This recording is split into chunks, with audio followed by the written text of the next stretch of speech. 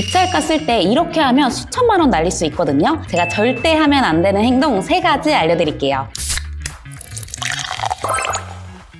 일단 첫 번째로 감정가 대비 낙찰률을 보고 입찰가를 쓰는 경우인데요. 우리가 생각해야 될 게 있어요. 감정가가 시세일까요? 감정가는 절대 시세가 아닙니다. 감정평가사가 감정했으니까 정확하겠지 뭐. 그거 대비 저렴하게 들어가면 수익 볼 수 있겠거니 생각하고 입찰가 쓰시는 경우가 되게 많으세요. 근데 그렇게 하면 수천만 원 날릴 수 있습니다. 제가 물건 보면서 설명을 해드릴게요. 인천광역시 미추홀구 문학동에 위치한 빌라입니다. 이 물건 지금 감정가가 1억 2천에 올라와 있죠. 만약에 감정가가 시세라면 요 1억 2천에 거래가 돼야겠죠. 시세 조사를 하는 방법은 여러 가지가 있지만 일단 간단하게 부동산 플래닛을 보고 실제 이 금액의 거래가 되는지 볼게요. 우리 물건 전용 15평에 1996년식이죠. 비슷한 물건들이 주변에 거래가 됐는지를 한번 확인을 해볼게요. 1996년식 물건 전용 15평이 7,300만 원에 거래가 됐고요. 1994년식 전용 13평 물건이 5,900만 원에 거래가 됐고 1994년식 전용 11평 물건이 6,600만 원에 거래가 됐어요. 그러면 내 물건을 아무리 인테리어를 깨끗하게 좋게 해둔다고 해도 1억 2천에 팔 수 있을까요? 1억 2천에 못 팔겠죠. 근데 우리가 감정가가 1억 2천이니까 요 근처는 팔 수 있을 거야 라고 생각해서 한 9천만 원 정도 써서 낙찰을 받았다고 해볼게요. 그럼 이 물건은 결국 나중에 보증금 미납을 하거나 아니면 손해를 보고 파시겠죠. 그래서 우리가 감정가가 시세가 아니라는 것을 꼭 기억하셔야 됩니다. 감정평가사가 감정을 하는 방법은 여러 가지가 있는데 보통 거래사례 비교법을 써요. 이 거래사례 비교법이 뭐냐면 주변에 비슷한 연식, 비슷한 평수의 물건이 얼마에 팔렸는지 한두 개 정도를 보고 이 물건도 이 정도에 팔 수 있겠거니 생각해서 작성을 한 게 거래사례 비교법이거든요. 근데 빌라 같은 경우에는 뷰가 어떤지 또 향은 어떤지 층수는 어떤지 인테리어는 어떤지 구조는 어떻게 생겼는지 안에 서비스 면적은 넓은지 좁은지에 따라서 금액 차이가 천차만별이 날 수가 있습니다. 근데 감정평가사분들이 이런 것들을 디테일하게 고려해서 이 금액을 내는 게 아니거든요. 그렇기 때문에 조심하셔야 됩니다. 이 감정가는 그냥 숫자일 뿐 시세가 아니라는 점 꼭 기억을 하셔야 돼요. 근데 이런 걸 모르는 초보자분들이 보통 감정가 대비 주변 낙찰률을 보고 입찰가 쓰시는 경우가 되게 많거든요. 그게 절대 맞지 않거든요. 물건에 따라서 다르게 봐야 돼요. 제가 대전 서구에 있는 아파트를 보면서 설명을 해드리도록 하겠습니다. 1번, 2번, 3번, 4번, 5번 물건을 봤더니 감정가 대비 84%의 낙찰, 감정가 대비 94%의 낙찰, 감정가 대비 86%, 84%, 82%의 낙찰이 됐어요. 5개 평균을 내봤더니 한 86% 정도 되더라고요. 그러면 보통 초보자분들이 내 물건도 86% 정도에 쓰면 되겠다라고 생각을 하세요. 제가 86%에 써도 되는지 안 되는지 확인시켜 드릴게요. 대전 서구에 있는 아파트 중에 진행 물건을 한번 보도록 하겠습니다. 감정가가 2억 7,400이죠. 2억 7,400만 원에 86%를 했더니 2억 3,564만 원이 나옵니다. 이 물건 시세를 한번 봐볼게요. 최근에 거래된 물건들이 2억 1,000만 원, 2억 2,800만 원, 2억 2,500만 원, 2억 2천만 원, 2억 4,500만 원 이렇게 찍혀 있어요. 그럼 우리가 2억 3,500만 원의 낙찰을 받았을 때 수익을 낼 수 있을까요? 수익이 안 나겠죠? 그래서 이렇게 보시면 안 돼요. 나와 있는 매물도 보면은 2억 5천만 원도 있고요. 2억 4천만 원도 있어요. 그래서 우리가 2억 3천만 원의 낙찰을 받으면 수익이 굉장히 적거나 잘하면 손해볼 수도 있습니다. 반대로 시세 대비 너무 낮게 낙찰되는 경우도 있거든요. 이 물건이 5억 2,800만 원이 감정가예요. 5억 2,800에 86%를 했더니요. 4억 5,400만 원이거든요. 시세가 이 정도 나오는지 한번 확인해 보겠습니다. 4억 9,500만 원, 5억 1,500만 원, 4억 9,800만 원, 5억 3천만 원 이렇게 찍혀요. 그러면 감정가 대비 너무 낮죠? 이러면 우리가 맨날 폐찰할 수밖에 없는 거예요. 그래서 감정가 대비 낙찰률을 보고 이렇게 판단하면은 내가 맨날 폐찰하거나 아니면 낙찰을 받더라도 손해보거나 수익이 굉장히 적을 수 있다는 거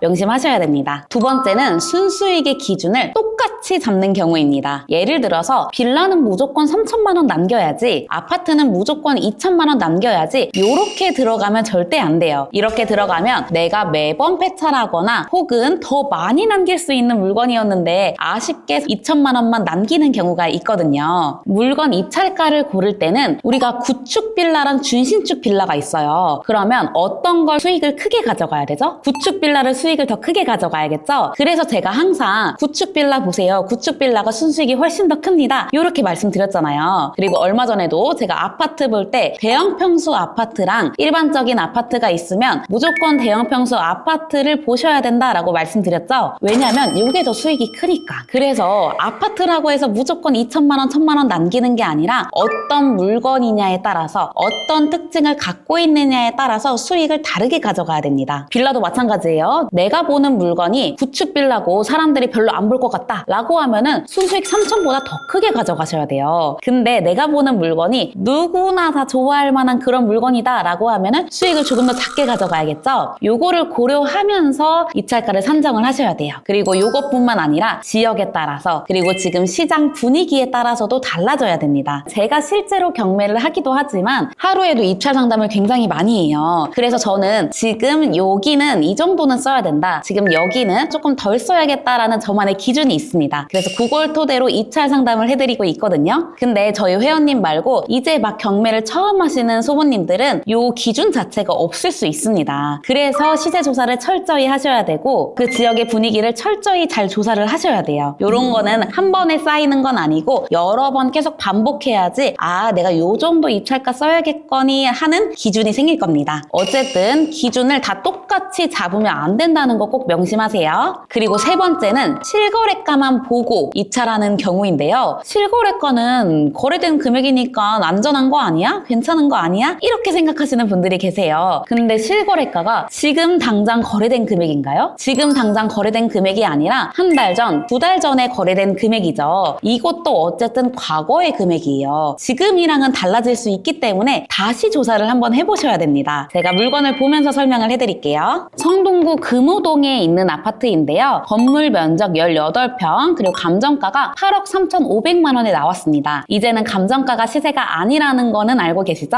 이 물건 실거래가 한번 볼게요. 12억, 12억, 12억, 12억 7천, 11억 7천도 있고요. 7월 달에는 12억 4,400만 원도 있습니다. 그러면 이 물건 입찰 들어갈 때 얼마 써야 될까요? 보통 초보자분들이 실거래가가 11억 7천도 있으니까 이 물건은 아무리 많이 써도 10억 5천 정도 써야 되지 않을까? 이렇게 생각하시거든요. 근데 그렇지 않습니다. 이 물건은 적어도 13억은 쓰셔야 돼요. 이 물건 매물을 보면요. 중층에 있는 물건이 15억 5천, 그 다음은 16억 5천에 형성되어 있거든요. 실거래가는 예전에 거래된 금액이고 지금 내가 이 물건을 살려면 16억을 줘야지 살 수 있는 거예요. 그러면 이전에 거래된 실거래가보다는 당연히 높게 써야겠죠? 그래서 13억은 써주셔야지 이 물건을 낙찰받을 수 있습니다. 여기서 제가 잠깐 꿀팁을 말씀드리자면 이렇게 아파트 값이 올라가고 있을 때는 호가랑 실거래가랑 차이가 날 수밖에 없어요. 그래서 이럴 때는 실거래가를 기준으로 잡으면 무조건 폐찰합니다. 자, 이렇게 해서 입찰가 쓸 때 절대 하면 안 되는 행동 3가지를 알려드렸는데요. 아마 처음 입찰가를 작성하시려고 하시는 분들은 아 도대체 얼마 써야 돼 하면서 고민이 굉장히 많으실 거거든요. 사실 저희 회원님은 입찰 들어갈 때 입찰 상담을 다 받고 들어가세요. 입찰가까지 짚어드리는데 우리 소부님들은 어디에 검증을 받을 데가 없잖아요. 그래서 혹시나 실수하실까 싶어서 제가 이 영상을 찍었습니다. 내가 이 3가지 행동에 해당되는 사람이다 하시는 분들은 이 영상 그냥 가볍게 흘려보내지 마시고 몇 번이고 반복해서 보셔야 됩니다. 우리 절대 실수하면 안 되니까요. 제가 앞으로도 이런 꿀팁들 꼭 알아야 되는 것들 많이 올려드릴 테니까요. 이런 정보가 필요하신 분들은 구독하시고 좋아요 알림 설정까지 하시면 이런 꿀팁들 바로바로 확인하실 수 있습니다. 다음에 봐요.